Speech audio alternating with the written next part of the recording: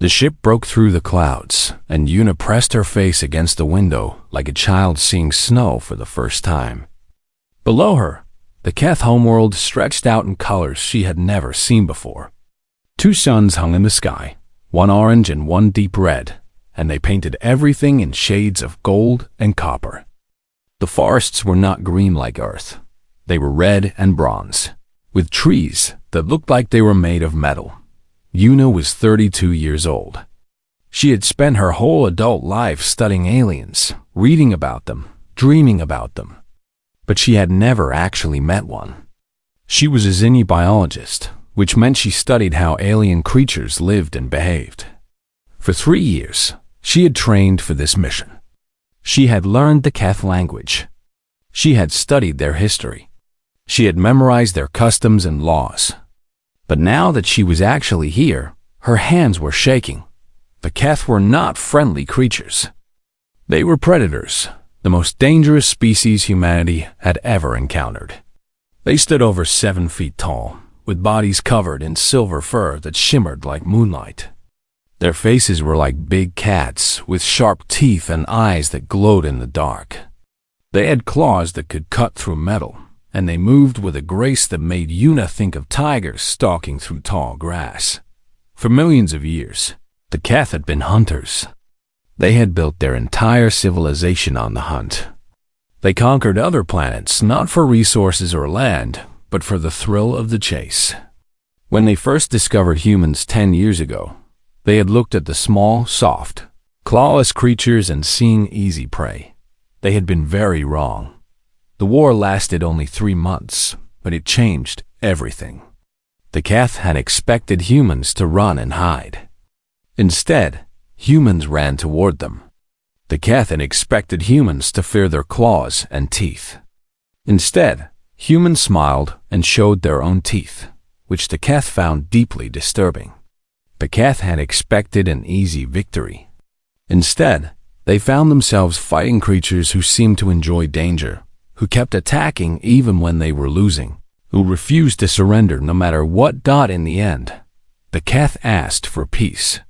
Not because they were losing, but because they were confused. They did not understand humans at all, and that frightened them more than any weapon. Now, 5 years after the war ended, Una was the first human allowed to visit a Keth civilian area. Specifically, she was going to their creche, the place where they raised their young. The Keth government had agreed to let her study their cubs as part of the peace treaty. It was supposed to help both species understand each other better. The ship landed with a gentle bump, and Una gathered her equipment. She wore a special suit designed for the Keth atmosphere, which was too harsh for human skin. On her hands were thick thermal gloves, heavy and awkward, but necessary. Without them, the air would burn her fingers in minutes. The door opened, and Una stepped out onto alien soil for the first time in her life. A Keth was waiting for her. He was enormous, even bigger than she had expected. His silver fur was crossed with old scars, and one of his ears was torn and ragged. His eyes were the color of molten gold, and they fixed on Una with an intensity that made her want to step backward. This was Overseer Tarek, the one in charge of the creche. Una had read his file. He was a war hero, a hunter who had killed dozens of enemies in battle. He had lost his mate and 2 of his cubs in the war with humans. He had every reason to hate her. Tarek walked forward until he was so close that Una could smell him. He smelled like copper and something wild, like a storm about to break. His scarred muzzle was inches from her face, and when he spoke, his voice was a deep growl that she felt in her chest. "You understand," he said, "that if any harm comes to the cubs, your species will burn." Una's heart was beating so fast she could hear it in her ears. Every instinct told her to look away, to make herself small, to show submission. But she had studied the Keth. She knew that weakness would only make things worse, so she looked up at the massive predator, adjusted her heavy gloves, and smiled. "I am here to study, Overseer," she said. "Nothing more."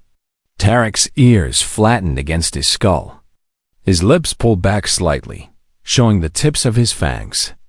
Yuna knew that expression. She had seen it in videos hundreds of times. It meant he was unsettled, uncertain. The Keth still had not figured out what human smiles meant, and they found them deeply unnerving. Good, Yuna thought. Let him be a little scared of me. Tarek turned without another word and began walking toward a large building in the distance. Yuna followed, her boots crunching on soil that sparkled with minerals. Around her, the alien world hummed with strange sounds. Birds that were not quite birds called from the metal-colored trees. Insects that were not quite insects buzzed through the thick air. Everything was familiar enough to recognize, but different enough to feel like a dream. The creche building was massive, built from dark stone that seemed to absorb the light from the twin suns. Guards stood at every entrance, their golden eyes tracking Yuna as she passed. She felt like a mouse walking into a den of lions. Every Keth she saw was bigger than her, stronger than her, faster than her. Any one of them could kill her in seconds if they wanted to, but they did not want to. That was what the peace treaty meant.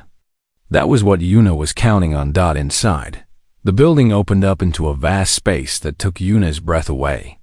It was like a forest had been built indoors, with artificial trees and rocks and streams. Some lamps in the ceiling mimicked the light of the twin suns outside. And everywhere, there were cubs. They were smaller than the adults, of course, but still bigger than Yuna. They had the same silver fur, the same golden eyes, the same deadly claws. But there was something different about them too. Something in the way they moved, the way they played, the way they looked at the world with curiosity instead of suspicion. They were children, Yuna realized. Despite everything, despite the claws and the fangs and the predator instincts. They were just children, and Yuna was going to spend the next year living among them. She took a deep breath, adjusted her gloves one more time, and stepped forward into the unknown. The first 3 days were quiet. Yuna watched the cubs from a raised platform high above the preserve floor, safely separated from them by thick walls of reinforced glass. She had a perfect view of everything below, and she spent her time taking notes, recording videos, and trying to understand how Keth children behaved. There were 37 cubs in the creche, ranging from the very young to those almost ready to become adults. The youngest were barely bigger than Earth cats, with fluffy fur and oversized paws they had not yet grown into. The oldest were nearly as tall as Yuna herself, their bodies lean and muscular, their movements precise and controlled. They spent most of their time hunting. The preserve was filled with mechanical prey animals, robots designed to run and hide and challenge the cubs. Yuna watched the young Keth stalk these machines through the artificial forest, their bodies low to the ground, their eyes fixed on their targets. When they pounced, it was with explosive speed that made Yuna's breath catch in her throat. But what interested her most was how they interacted with each other. The Keth were supposed to be solitary hunters. All the research said so. They hunted alone, lived alone, and only came together to mate and raise young. Yet Yuna saw something different in the creche. She saw cubs playing together, chasing each other, wrestling in the grass. She saw older cubs teaching younger ones how to stalk, how to pounce, how to kill. She saw something that looked almost like friendship. Yuna wrote pages and pages of notes. She recorded hours of video. She was so focused on her work that she almost forgot she was living among the most dangerous predators in the galaxy. Almost. On the 4th day, everything changed. It started with an alarm. A loud wailing sound that cut through the air and made Yuna's heart jump into her throat. Red lights flashed along the walls of the preserve, and a voice spoke rapidly in the Keth language. Yuna's translator struggled to keep up, but she caught enough words to understand. Structural failure. Eastern section. Evacuate immediately. The platform beneath her feet shuddered. Yuna grabbed the railing as the floor tilted, her equipment sliding across the surface. More alarms blared. More lights flashed. And then, with a grinding sound that hurt her ears, the safety protocols activated. The platform was designed to protect observers in case of emergency. If the structure became unstable, it would lower them to the ground level where they could escape through emergency exits. It was a good system, a smart system, but it had one flaw. The ground level was inside the preserve. Yuna felt the platform descend, felt it settle onto the soft grass of the artificial forest. The safety railings retracted, leaving her standing alone in the middle of the cubs' hunting ground. For a long moment, nothing happened. The alarms continued to wail. The red lights continued to flash. Yuna stood perfectly still, her heart pounding so hard she could feel it in her fingers. Then she saw movement in the trees. The first cub to approach was the biggest one in the creche. Her name was Sarah, and Yuna had been watching her for days. She was almost adolescent, her body long and powerful, her fur marked with distinctive black stripes that set her apart from the others. Her golden eyes were fixed on Yuna with an intensity that made the human feel like prey. More cubs appeared behind Sarah. 6 of them, all different sizes, all watching Yuna with the same predatory focus. They moved slowly, their bodies low, their tails twitching. They were stalking her, Yuna realized. They were treating her like one of the mechanical prey animals. Yuna's training screamed at her to stay still. Do not move. Do not make eye contact. Do not run. Sudden movements could trigger an attack. Running would make her look like prey. Her only hope was to remain calm and wait for the adult cat to come and rescue her. But Sarah was getting closer. 5 meters away. 4. 3 dot, and then the cub did something that Yuna did not expect. Instead of attacking, Sarah darted forward with incredible speed and grabbed Yuna's glove. Not her hand, not her arm. Just a thick thermal glove that covered her fingers. The cub's teeth closed around the material, and with one sharp tug, she pulled it right off Yuna's hand. Sarah spun and ran, the oversized glove dangling from her jaws like a trophy. She bounded across the grass, her black striped tail held high, her body practically vibrating with excitement. Yuna stood frozen, her bare hand exposed to the harsh air. She should have been scared. She should have been worried about the cold already biting at her fingers. But instead, she felt something else entirely. She felt recognition. Yuna had grown up with 3 younger brothers. She had spent her childhood chasing them through the house, trying to get back toys they had stolen, socks they had grabbed, books they had snatched from her hands. She knew that playful crouch. She knew that excited bounce. She knew that look of mischievous triumph. Sarah was not hunting her. Sarah was playing with her. The other cubs were creeping closer now, their eyes bright with curiosity. One of them, a small male with ears too big for his head, was staring at Yuna's other glove with obvious interest. His name was Dory, and he was one of the youngest cubs in the creche. He was also, apparently, a little thief. Dory lunged forward and grabbed Yuna's second glove. This time, Yuna was ready. Every protocol, every rule, every piece of training told her to stay still. Do not engage. Do not encourage. Wait for help. Yuna ignored all of it. She had spent 3 years studying the cat from a distance. She had learned their language, their history, their customs. But she had never really understood them, not deep down where it mattered. They were predators, yes. They were dangerous, yes. But they were also people. They had children who played games and stole things and wanted attention. And Yuna knew exactly how to handle children like that. She planted her feet, pointed at Dory, and said in a voice loud enough for everyone to hear, "Give that back right now, you little monster." Dory's ears perked up. His golden eyes went wide. And then, with a chirping sound that Yuna's translator could not interpret. He turned and ran. Yuna chased him. She did not think about the danger. She did not think about the protocols. She just ran, her boots pounding against the grass, her arms outstretched, her voice rising in mock outrage. Behind her, Sierra dropped a stolen glove and stared. The other cubs froze, their ears twitching, their tails still. They had never seen anything like this before. Prey was supposed to run away, not toward them. Prey was supposed to be scared, not laughing. But Yuna was laughing. She was chasing Dory through the artificial forest, ducking under branches, jumping over rocks, shouting threats that were not really threats at all. And something was happening to the cubs. Something strange and wonderful and completely new. They were laughing too. Sierra grabbed the glove again and joined the chase, running circles around Yuna, taunting her to follow. Other cubs joined in, darting forward to steal imaginary prizes, bouncing away when Yuna pretended to grab them. The preserve filled with sounds that had never been heard there before.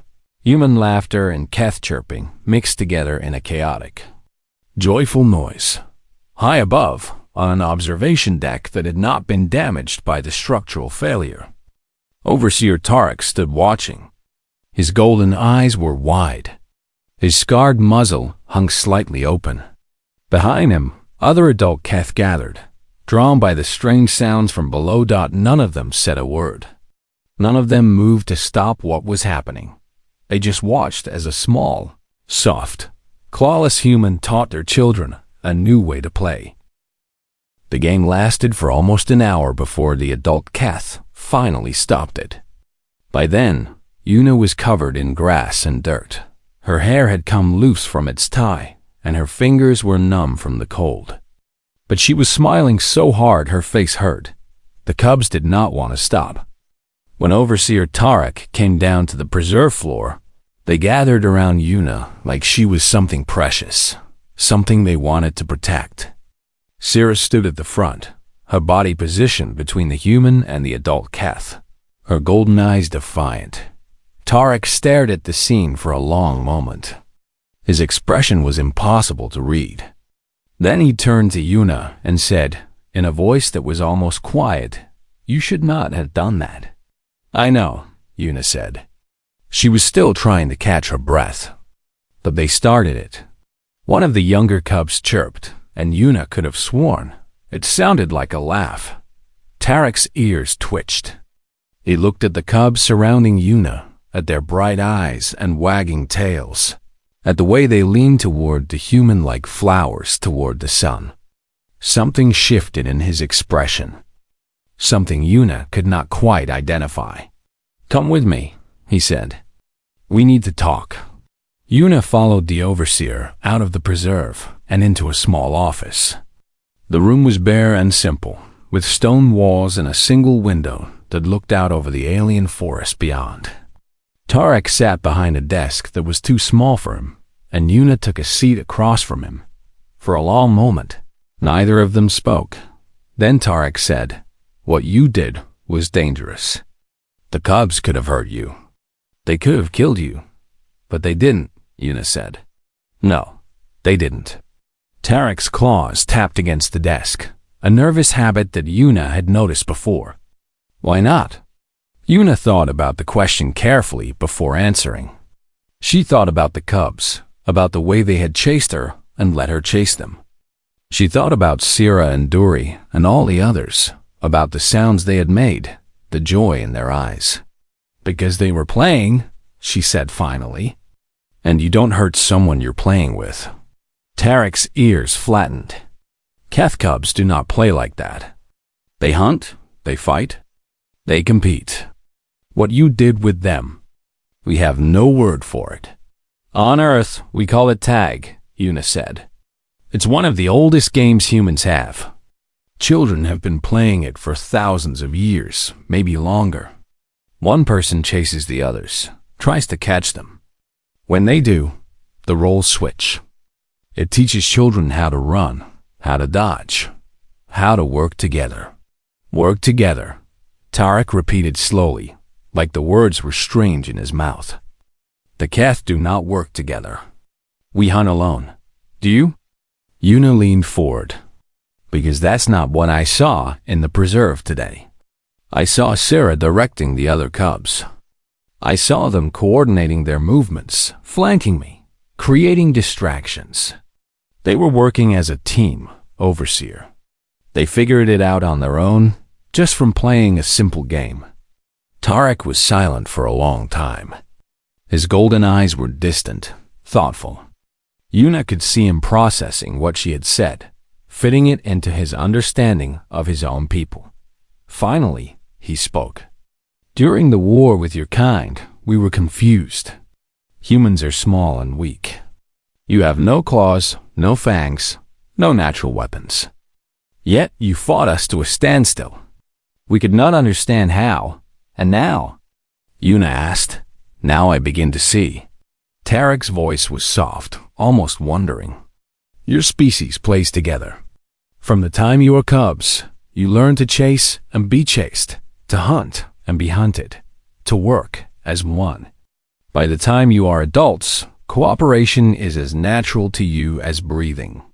Yuna nodded. Humans are social animals, Overseer. We evolved in groups. Alone, we're weak.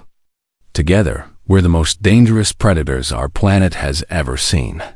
And you taught this to our cubs, Tarek said. In 1 hour, you taught them something we have never been able to teach them in generations. The weight of his words settled over Yuna like a heavy blanket. She had not thought about it that way. She had just been playing a game, doing what felt natural. But Tarek was right. In that 1 hour, chasing cubs through an artificial forest, she had planted a seed that could change everything. The next day, Yuna returned to the preserve. This time, she did not go up to the observation platform. Instead, she walked right through the main entrance, into the forest where the cubs were waiting. They swarmed her immediately. Sarah was at the front, of course, already clutching a glove she had somehow acquired.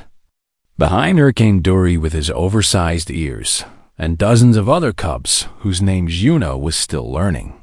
They bounced and chirped and pushed against her, their tails wagging like excited dogs. All right, Yuna laughed, holding up her hands. Who wants to play? The sound that erupted from the cubs was deafening. It was joy and excitement and eagerness all mixed together, a noise that echoed through the preserve and out into the wider creche beyond. They played tag. They played hide and seek. They played a game Yuna invented on the spot called Steal the Glove, where she would place her gloves on the ground and the cubs would try to grab them before she could catch them. They played until Yuna was exhausted, until her legs ached and her voice was hoarse from laughing. And the cubs learned. They learned to work together. They learned to communicate without words. They learned to trust each other, to rely on each other, to move as one unit instead of 37 individuals. Sarah became a leader, organizing the younger cubs, creating strategies, directing their movements. Duri became a scout, using his small size to slip into places the bigger cubs could not reach. Each cub found their role, their place in the group. The adult Keth watched from a distance. At first, they were skeptical. This was not how things were done. Keth cubs learned to hunt alone, to rely only on themselves. But as the days passed and turned into weeks, even the most traditional among them could not deny what they were seeing. The cubs who played with Yuna were better hunters. They caught more prey. They moved faster, thought quicker, adapted more easily. They did things that Keth cubs had never done before, things that should have been impossible. They hunted together. One morning, Yuna arrived at the preserve to find Overseer Tarek waiting for her. His expression was different than before. The hostility was gone, replaced by something that looked almost like respect. The council has been watching you, he said. They have been watching what you do with the cubs. Yuna felt a chill run down her spine. Am I in trouble? Tarek's mouth curved into something that might have been a smile. It looked strange on his predator face, unfamiliar and slightly unsettling. "No," he said. "They want to talk to you. They want to understand what you have been teaching our children." He paused, and when he spoke again, his voice was soft with something Yuna had never heard from a Keth before. "They want to learn how to play." The council chamber was the largest room Yuna had ever seen. It was carved from dark stone that seemed to swallow light, with a ceiling so high it disappeared into shadow. Torches burned along the walls, casting flickering orange light across the faces of the 12 Keth, who sat in a semicircle before her. These were the rulers of the Keth Empire, the greatest hunters of their generation. Each one had killed more enemies than Yuna could count. Each one had conquered worlds, led armies, shaped the destiny of their species. And now they were all staring at her, a small human woman who had taught their children how to play tag. Yuna stood in the center of the chamber, feeling very small and very alone. Overseer Tarek stood beside her, his presence a strange comfort. Over the past weeks, he had become something like a friend. He had watched her with the cubs, asked her questions about human behavior, listened to her answers with genuine interest. He was still scary, still dangerous, but Yuna had learned to see past the fangs and claws to the person beneath. The eldest council member spoke first. Her name was High Mother Nara, and she was ancient even by Keth standards. Her silver fur had faded to white, and her golden eyes were clouded with age.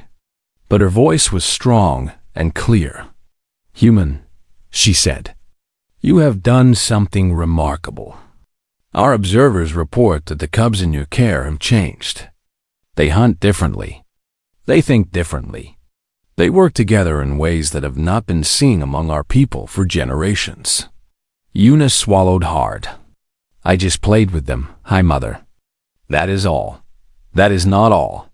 Nara leaned forward, her old eyes sharp despite their cloudiness. "You taught them something we had forgotten, something we lost long ago in the early days of our civilization. You taught them to trust each other." A murmur ran through the council. Yuna saw some members nodding, others frowning. This was clearly a topic of debate among them. "The Keth were not always solitary hunters," Nara continued. "In the ancient times, before we built our first cities, we hunted in packs. We worked together, like your wolves, like your humans. But as we grew stronger, we decided that cooperation was weakness. We taught our children to stand alone, to trust no one but themselves." "Why?" Yuna asked, genuinely curious. "Because we were afraid," Nara said simply. "Afraid that if we relied on others, we would become soft. Afraid that cooperation would make us vulnerable. So we changed ourselves, generation by generation, until the Keth became what we are today. Solitary, strong, alone." The old Keth paused, her gaze distant. "But then we met your species. Small, weak, clawless creatures who should have been easy prey. And they fought us to a standstill. They worked together with a coordination we could not match. They trusted each other in ways we had forgotten were possible. We were terrified," another council member said. His name was War Chief Bora, and he was covered in battle scars. Not of your weapons or your tactics, but of what they meant. If cooperation made you strong, then our choice to abandon it had made us weak. Yuna thought about this for a long moment. She thought about the war, about the peace treaty, about the years of cautious interaction between humans and Keth. She thought about the cubs in the preserve, about Sarah and Dory and all the others who had learned to play together, hunt together, trust together. "You are not weak," she said finally. "You are different. Humans and Keth evolved in different ways, faced different challenges. There is no right or wrong way to be strong. Yet your way works better," Bora said bluntly. "We have seen the evidence. Cubs who play together become better hunters. Adults who cooperate accomplish more than those who work alone. Your species understood this from the beginning. We had to learn it the hard way." Mother Nara raised a wrinkled hand, and the chamber fell silent. "The council has made a decision," she said. "We wish to implement your methods throughout all Keth creches. We wish to teach our children to play, to cooperate, to trust. And we wish you to lead this effort." Yuna's heart nearly stopped. "Me? But I'm just one person. I'm not even Keth." "Exactly," Nara said, and something like a smile crossed her ancient face. "You see us differently than we see ourselves. You are not bound by our traditions, our fears, our old ways of thinking. You can teach us what we have forgotten." The responsibility was enormous. Yuna thought about everything it would mean. Years of work. Fundamental changes to an entire civilization. The weight of millions of cubs depending on her to guide them towards something new. She thought about Sarah, standing proud at the front of her little pack.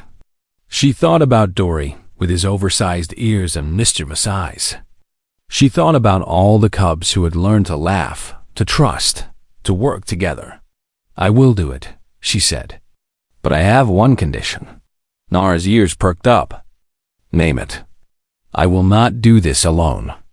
I will need help from Keth, who believe in this change, who are willing to learn and teach alongside me. Cooperation cannot be taught by a single person. It must be demonstrated, practiced, lived." The council members exchanged glances. Some looked uncertain. Others looked thoughtful. But it was Overseer Tarek who spoke first. "I will help," he said, stepping forward. "I have watched the human work with our cubs. I have seen what she can do. And I believe she is right.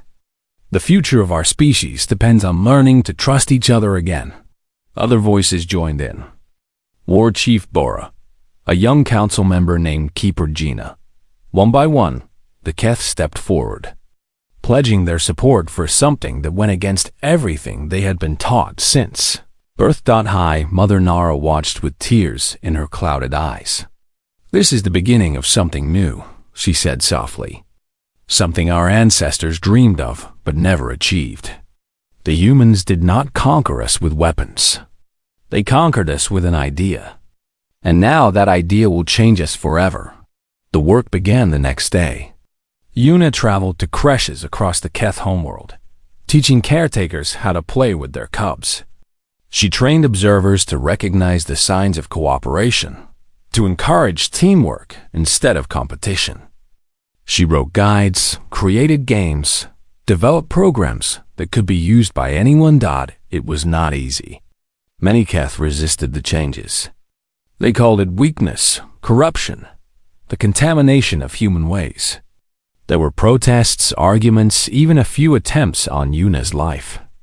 But for every Keth who opposed her, there were 10 who supported her. 10 who had seen what cooperation could accomplish. 10 who wanted something better for their children, and the cubs themselves were the best argument of all. In every creche that adopted Yuna's methods, the results were the same. Better hunters. Stronger bonds. Cubs who were not just faster and smarter, but happier. Cubs who laughed and played and trusted each other in ways that had not been seen for generations. The transformation spread like fire across dry grass. Within a year, every creche on the homeworld had implemented the new methods. Within 2 years, colonies across the empire were following suit. Within 3 years, the Keth were no longer solitary hunters. They were a pack. And they were stronger than they had ever been before. Yuna watched it all with wonder and pride. She had come to this world as a simple researcher, hoping to observe and learn. Instead, she had become a teacher, a leader, a bridge between two species who had once been enemies. And it had all started with a stolen glove and a game of chase. 10 years had passed since Yuna first set foot on the Keth homeworld. 10 years since a structural failure had dropped her into a preserve full of predator cubs. 10 years since she had made the decision that changed everything. She stood now in the great hall of the Galactic Council, surrounded by representatives from 100 different species. Humans and Keth sat side by side, their old enmity replaced by something that looked remarkably like friendship. The hall buzzed with dozens of languages, dozens of cultures, all gathered to witness something historic. Ambassador Sierra was about to give her address. Una watched her former student climb the steps to the central platform. Sierra was fully grown now, tall and powerful and beautiful. Her distinctive black stripes had darkened with age, and her golden eyes held a wisdom that went far beyond her years. She wore a ceremonial sash that marked her as the first Keth to hold a diplomatic position in galactic history. But to Una, she was still the mischievous cub who had stolen her glove all those years ago. Sierra reached the platform and turned to face the assembled delegates. Her voice, when she spoke, carried clearly through the vast chamber. "Honored representatives," she began, "I stand before you today as proof that change is possible. 10 years ago, my people were solitary hunters who trusted no one but ourselves. We believed that cooperation was weakness, that asking for help was failure. We were proud and strong and very, very alone." She paused, her gaze sweeping across the crowd until it found Una. "Then a human fell into our creche and taught us how to play." A soft murmur ran through the assembly. Most of them knew the story. It had become famous across the galaxy, a tale of how two enemy species had found common ground through the most unexpected means. "Dr. Una Park did not come to us with weapons or demands," Sierra continued. "She came with patience and kindness and a willingness to see us not as predators, but as people. When I stole her glove, she did not cower or flee. She chased me. She laughed. She showed me that there was another way to be strong." Sierra's voice grew softer, more personal. "We called ourselves the greatest hunters in the galaxy. We believed that standing alone made us powerful. But Una taught us that the greatest hunt is not for prey. It is for connection, for trust, for the bonds that make us more than what we are alone." She straightened, her voice ringing out with authority. "Today, the Keth Empire formally requests full membership in the Galactic Alliance. We offer our strength, our resources, and our friendship to all species who share our values of cooperation and mutual respect. We are no longer solitary hunters. We are part of a pack. And our pack includes every being in this room." The applause that followed was thunderous. Delegates rose to their feet, clapping and cheering and pounding on tables. Even species that had old grudges against the Keth joined in the celebration. It was a new era, a new beginning, a moment that would be remembered for generations. After the ceremony, Una found herself in a quiet corridor, away from the noise and crowds. She was tired. 10 years of work, 10 years of fighting for change had taken their toll. Her hair had gone gray at the temples, and her face had lines that had not been there before. But she was happy, happier than she had ever been in her life. Footsteps approached, and Una turned to see Sarah walking toward her. The Keth ambassador moved with a grace that still took Una's breath away. Predator elegance combined with something gentler, something learned. "I was looking for you," Sarah said. "You left before I could thank you properly." Una smiled. "I did not want to take attention away from your moment. This was your achievement, Sarah. Your speech, your treaty, your success." "No," Sarah shook her great head. "This was our achievement. Yours and mine and everyone who believed that things could be different." She reached into a pouch at her side and pulled out something that made Una's heart clench with memory. It was a thermal glove, old and worn, the same one Sarah had stolen on that chaotic day so long ago. "I still have it," Sarah said, her voice soft with emotion. "The first thing I ever stole from you. I have kept it all these years. It reminds me of who I was and who I have become." Yuna took the glove, turning it over in her hands. The material was faded, the fingers frayed from years of handling. But she could still remember the feeling of it being pulled from her hand, could still remember the moment she had decided to chase instead of freeze. "Why did you keep it?" she asked. "Because you never asked for it back," Sierra said. "I kept waiting for you to demand its return, to be angry, to punish me for taking it. But you never did. Instead, you played with me. You treated me like a friend instead of a threat." That was the moment everything changed. Yuna looked up at her former student, at the ambassador who had just reshaped galactic politics with a single speech. "It was just a glove," she said. "Just a game. No." Sierra's golden eyes were bright with something that looked remarkably like tears. "It was never just a game. It was a lesson.